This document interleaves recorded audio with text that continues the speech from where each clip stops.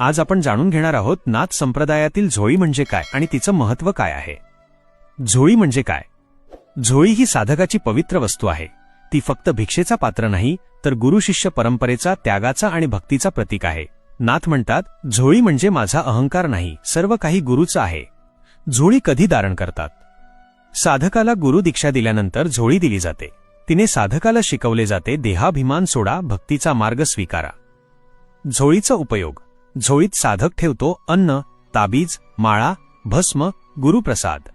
हे सर्व दैवी ऊर्जा संचित करणारे असते। देवघरात झोळी का ठेवतात?